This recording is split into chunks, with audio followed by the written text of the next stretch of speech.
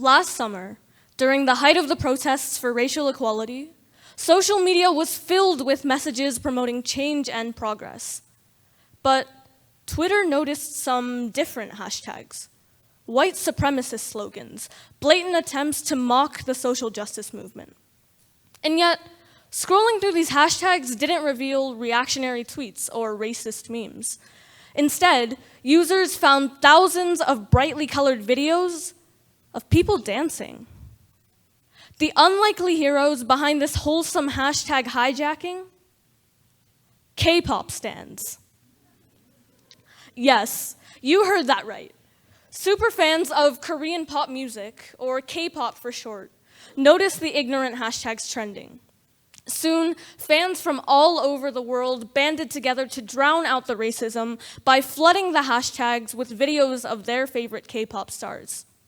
In addition, many popular accounts had stopped posting about K-pop at all, choosing to use their enormous platforms by sharing petitions, donations, mutual aid posts, and other anti-racist resources.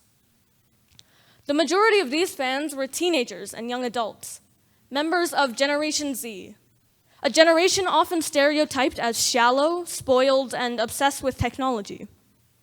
But the truth is that Gen Z is so much more. Whether it's a Twitter takeover or a physical protest, this generation is redefining what it means to fight and fight back. So today, let's first explore the reasons Gen Z is the way it is. Next, we'll find out what they're so passionate about and how they champion those causes. Before finally, looking to the future and asking ourselves how we can all leave things better than we found them. Because my generation has always been told that we have the world at our fingertips, but now we're trying to change it. So activism is nothing new.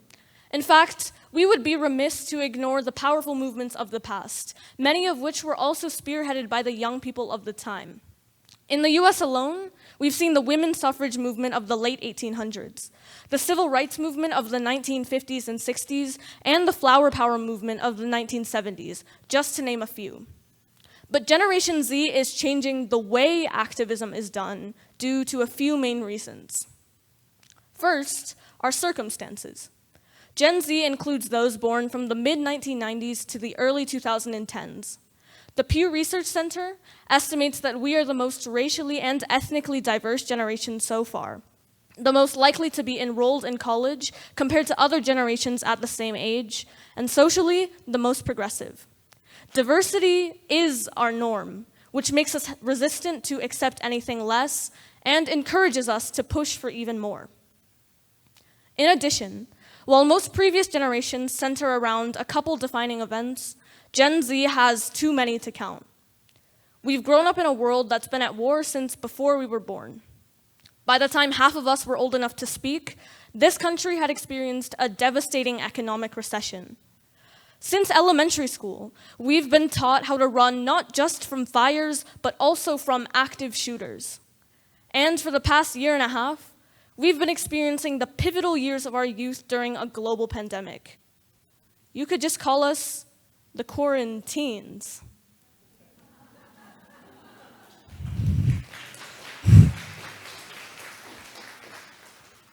We've seen some of the worst this world has to offer, and because of that, we're striving for a better tomorrow so that we or future generations don't have to experience something similar again.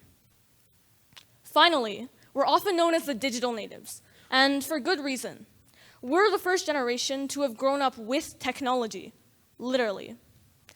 I was born the same year that the first iPhone came out, which I'm sure makes some of you in the audience feel really old right now. From a young age, we've had the power of the internet in our pockets, which some parents might argue isn't always a good thing. I mean, some of us definitely have higher screen times than grades. But the internet has also allowed us to find information faster, spread causes further, and connect with people around the world in ways that weren't possible a few decades ago.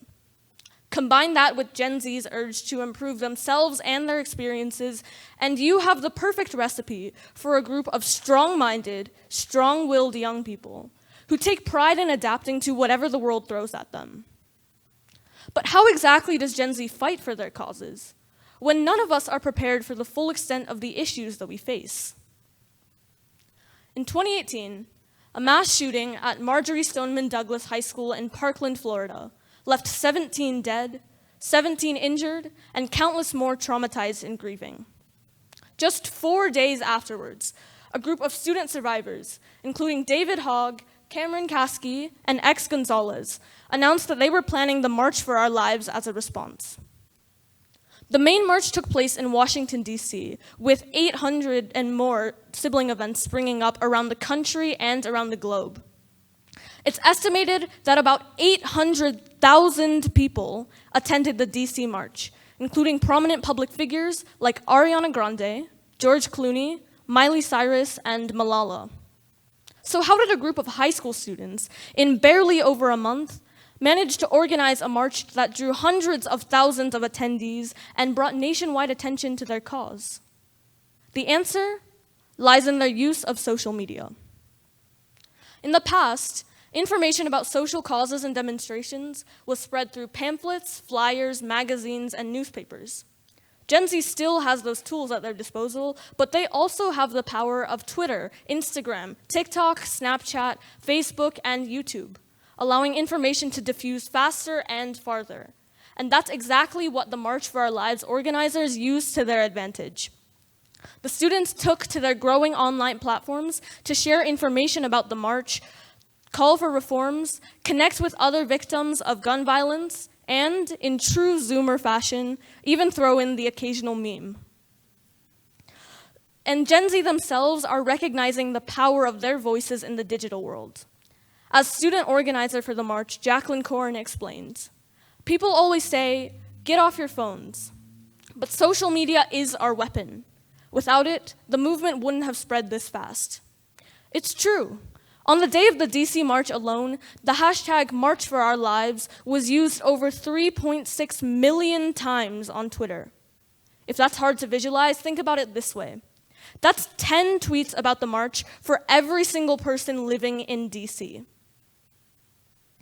My family and I were actually in DC during the march. We weren't there because of it, and while we'd heard about it on the news, we didn't realize it was actually taking place until the day of. And it just so happened that we were along the march route that afternoon. I remember standing with my parents, watching all of these people go by.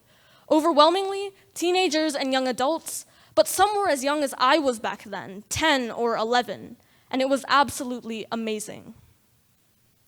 It's important to note, though, that while the March for Our Lives was a huge success on a huge scale, activism doesn't have to be overly publicized or political.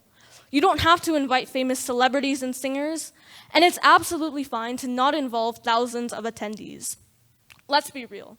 Most of us don't have the time, commitment, or resources to devote our lives towards fighting for a single cause, and that's okay.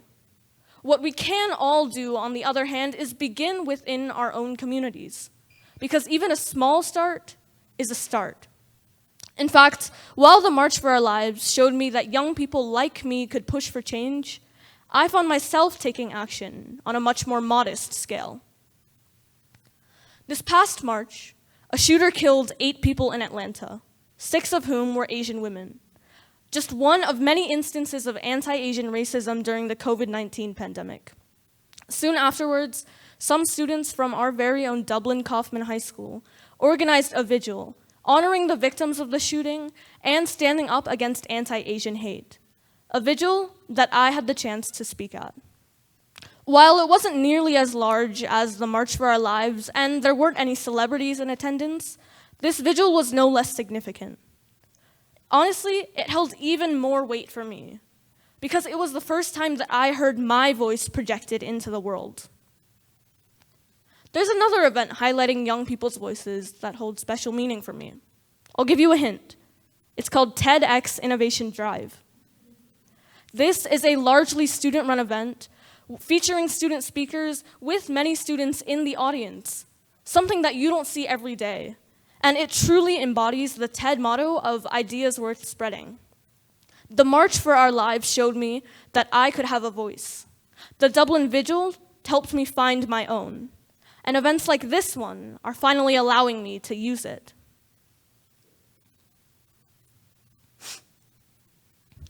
So we've seen how Gen Z has some very unique opportunities, but we should also recognize how those opportunities present unique challenges.